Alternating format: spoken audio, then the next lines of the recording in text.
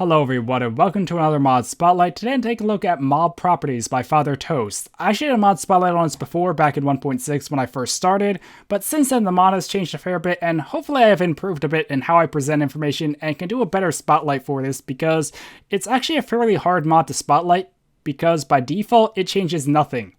To get any effect from this mod you will need to change the configs, but it's not simple config changes like just changing a few numbers or true or false sort of thing. You actually have to use a JSON script to get the changes you want, or JSON script. I think that's how you pronounce it, and I think it would be referred to as a script. So, yeah, it sounds really complex and intimidating, but it's actually pretty straightforward once you figure out how it works and you can see some scripts and kind of work with them. So, yeah. But for this video, I prepared a few scripts to kind of show you the general features you can get from this mod, and it's really amazing. If you've seen the add-on system for the Pocket Edition, it's similar to that in a way that it allows you to change mobs, add drops to them, change your stats, and do a whole bunch of really cool stuff. So, yeah. Anyway, let's get into it. So before I get into the demonstrations, I want to take a second to explain how the config files work for this mod, because it's a tad confusing. So go to your Minecraft directory, profile, instance, whatever you want to call it, where you have the mod installed, and go in the config folder. In there, you'll see a mob properties folder and two mob properties config files. Ignore those files for now and just go into the folder. Inside, you should see another folder called Minecraft, and when you open it, there'll be JSON files for every single vanilla mob. So if you have other mods installed, it should also generate similar files for them, but they'll be in a different folder. Like you have Ender Zoo, in the mob properties folder, there'll be a folder called Ender Zoo with all the Ender Zoo mobs JSON files. So to access the JSON files, you'll need to open them with Notepad or similar editors. Personally, I use Notepad++, but once you open it, you'll see it has four fields. It has the name, which is just the name of the mob, drops, prestats, and stats. So to give a quick summary of what all these fields do or are capable of, drops is pretty much what happens when the mob dies. You can add or remove items it drops, change the experience, make it spawn mobs or blocks when it dies, or even run commands. Stats and prestats on the hand are pretty much the same thing. I think prestats just loads earlier in Minecraft, like as Minecraft loads sort of thing, which is neat to modify certain things like the health of the wither, I think. I'm not positive though, but pretty much they do the same thing, just load at different times. But for stats, you can set how the mob spawns. So you can change its attributes and give it more health or more damage or more speed. You can give it potion effects. You can change its name. You can equip items, and you can even make it ride other mobs. Now, on top of this, the items through mob properties, like the items you add as drops, you can modify them as well to give them different attributes like attack damage, or you can also give them enchantments, lore, names, NBT data, all that sort of stuff too. So you can probably already see how this mod can do a lot of things if you really get creative with it. So now that I covered some of the basics on how the configs work, here's an example. This is the config file of the chicken that I'll be showing off in a moment. So it might look a bit intimidating, but it's actually not that hard once you understand it. If you actually take a moment and look at it, you might start to see how it works or start to see what I'm going for. The first thing to note though is that at the top there's a function, and this is a conditional, which pretty much means it will only trigger if certain conditions are met. There's a lot of different conditionals for this, like if something's burning, if something's killed by a certain damage, the looting level of your sword, if a certain player's online, the biome, the dimension, the phase of the moon, and even the weather. So you can make a lot of really weird things or special things happen under really specific conditions if you want. Like you can make it so only skeletons in the nether spawn with a certain enchanted sword, or only when it's raining, creepers have another drop. But yeah, those are just some simple examples of what you can do with mob properties. If you really get into it, you can do some really complex and truly amazing stuff to make it feel like, pretty much your own mod pack from just this mod. And also, I should note that all the config files that I'll be using in this mod spotlight are available down in the description, so you can download them, open up, see how it works, modify it, change things, and I think that's the best way to learn with this mod, just to have some working configs and go from there, figure out how things can be tweaked and changed, because a lot of the time when I was making it's raining now. A lot of the times when I was making the configs for this mod spotlight, I actually would just copy parts from one of the other configs and modify it because it's a lot easier than just writing it all out. So anyway, now let's actually get into the demonstrations as it's raining. Let me actually just toggle downfall again. because one of the things I need does only work in the rain. So actually, let's do that one first. So here's a skeleton. You know, just normal skeletons burning the day. But if I toggle downfall, now whenever I spawn a skeleton, there is an 80% chance if it spawns while raining, it will gain a potion effect from a list with each potion effect having different weights or chances, and they'll also drop a special bow drop 10% of the time. That sounds kind of complex, but if you see, okay, this one has, I'm not sure what potion it is, but if I use this sword and kill it, it didn't drop anything special. Actually, let me just put this in my offhand to do this a little better, because this is 1.10. I probably should mention that. So I think this one has speed, and we kill it. Still nothing special. That one didn't get any potion effect. This one, not sure what potion effect it is offhand. And there we go, that's the special bow drop I mentioned. So, it's called a sniper's bow, it has power and affinity, and it has some lore text. So, that's just a very basic example of some of the things you can do, or you can give it weighted lists, you can make it have different potion effects, or you can do lists and have it pick one, or do all of them. You can give weights or chances for things, so yeah, that's one example of what you can do with mob properties. So, for the next example, let's look at the creepers here. So the creepers have a 65% chance to trigger an effect on death. And let's just see if we get, yep, that was actually both of them.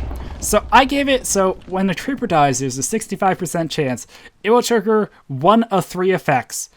It's a 50% chance that will be a prime TNT, a 15% chance that will be a custom sword, and a 35% chance it will be both. So we look at the custom sword, it's called the Creeper Blade, sharpness looting, and has a little lore made for creepers by creepers.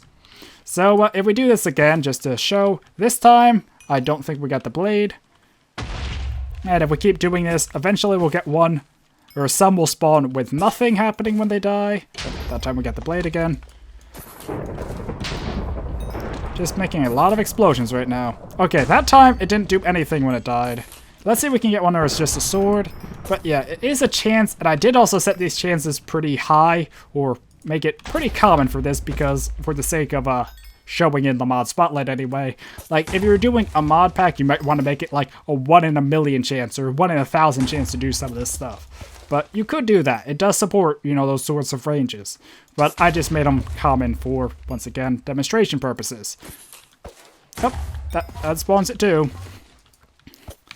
Because they spawn... Okay, there we go. There's one with just a sword, and I think I have enough creeper blades. So, that's the creeper. Next up, how about we look at the chicken, and I need to... I think I'm actually going to do the zombie, because I think I need it raining for the zombie. Oh, actually, there's one over there. I think that naturally spawned too. So, when I spawn a zombie, there we go. There is a 20% chance it will spawn riding a zombie horse, and a 100% chance it will hold a flame sword, which it can drop 25% of the time if I kill it. I don't think that one dropped it. Okay, okay, yeah, it is a 20% chance. I'm just getting lucky there. And I did try and equip it with armor, but I had issues doing that. I'm not sure if it actually just wasn't working, or there's a sword too. So yeah, it doesn't drop the sword all the time, just 25%. But yeah, I think I might have just been messing up while doing the armor and couldn't figure it out and couldn't ask Toast for help.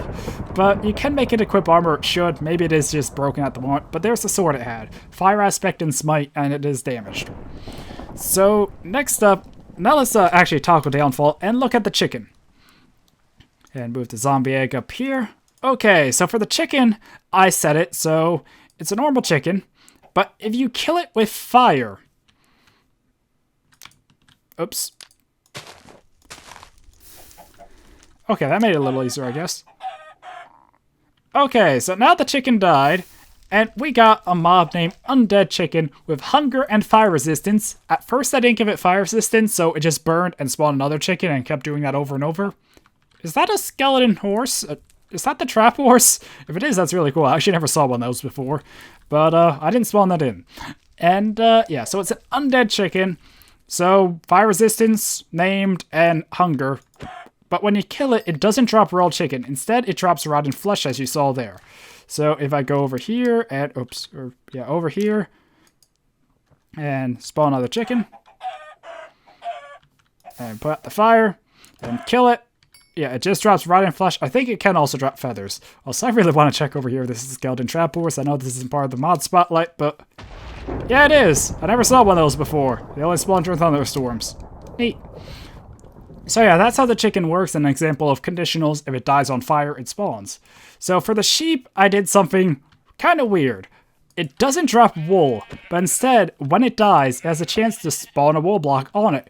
And I took it an extra step further and not just have it spawn a wool block, but it's from a weighted list which color wool it will spawn. And also, if it is on like grass, it does have it set by default to replace the grass, but you can change that, or replace blocks, I should say. And okay, let me actually look at the chance here, because it was a 100% chance for a chicken on fire to spawn the undead chicken. But for the sheep, I only gave it a 40% chance to spawn a wool block of one of 4 colors. And so far, I've only got white. Oh, there we go. There's brown. Come on. There's pink, and I think the final one is one of the grays. So, I don't know. This is just a really random thing. It should also work for baby sheep. I don't know, this is probably one of the more random things I did, but this is just to show off the set block command. It will set it at their feet by default, I think, or you can go and change it more if you wanted to, like make it spawn above them, but I just kept it default for now.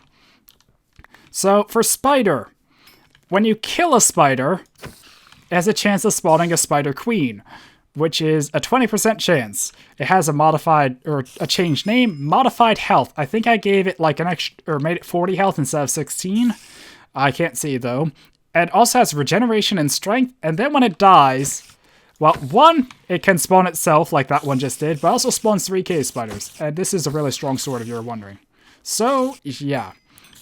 Anyway, I think that's actually the end of the stuff I prepared for this mod spotlight. So, hopefully this gives you a good idea of what mob properties can do. Now, like I said, these are still kind of basic examples. You can do really complex things. Like in Ascension, I made it so when a mob dies, it has a chance to spawn a chest with fireworks going off, and the chest had a random or a special loot table.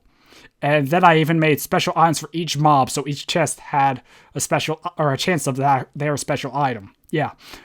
You can do really cool things if you try, and I know Akatori's made some like boss mobs and really cool stuff before, and yeah, it has gained some new features though since 1.6, and I think in 1.6 they didn't have the JSON format for the config, so I need to show that off too. And things have also changed in Minecraft, like how the item names are, the potion IDs, and all that stuff. So anyway, to cover a few things that I talked about in the sword video though, the external and schematic files. I'm actually not sure what schematics do. I think it's just a way to spawn structures through mob properties. So sorry I didn't check on that. External though is just a way to kind of, let's say if you want to make it so when a mob dies, it drops a special sword that has a whole bunch of custom data. But you didn't want to put that in every mob's configs. So instead you could just say drop and put external and then put the name of that file and it would share it. So you can kind of put the same thing between multiple mobs without having to copy and paste the same thing. So then you could just change the external file and not have to go and change each individual files if you want to change it. So that's a quick summary of externals. As for those other config files in the main config folder, well, one of them is just in general config, and the other is kind of like a base config, I guess we'll call it. So pretty much, if you change the base config, let's say I want to change it so anything has or change it and put under drops 20% chance to spawn TNT when it dies. And then I could use the other config to overwrite all the other configs, like Creeper, you know, all the mods pretty much. And then they'd all have that 20% for TNT. I don't know, that's a probably silly example. I probably could have explained that better. Pretty much, it's kind of like a global config that can add that, or whatever you put in it, to all the other files when they generate. But I think it only works when they generate. They won't like or they have to overwrite it. They can't just add it on top. I might be wrong though. Anyway, hopefully this has been a helpful mod spotlight, and hopefully a reasonable length. If you do want to see me go into more detail in the future about how to do the JSON files for this mod, let me know. I could do a separate video on that. But hopefully this sums it up well enough. And like I said, the config files are in the description. I think the best way to learn this mod is just to get some configs and play around yourself, modify stuff, get it working. And also, a note on getting it working. You probably will have this mod crash on you if you do it wrong. Things like a missing comma or phrasing things wrong, like saying the wrong function, putting something in the wrong place, that can cause crashes, but the crash report should be kind of helpful on narrowing down where you went wrong. So it takes a bit of a trial and error, but you should be able to get stuff that works like I did here. And once you get going, it does get pretty easy. Like when I first started working on the configs for this, I had a lot of trouble, but once I kind of got going and got used to the mod again, it went pretty easy from there on out. So yeah, anyway, hopefully you guys enjoyed this mod spotlight. Until next time, goodbye.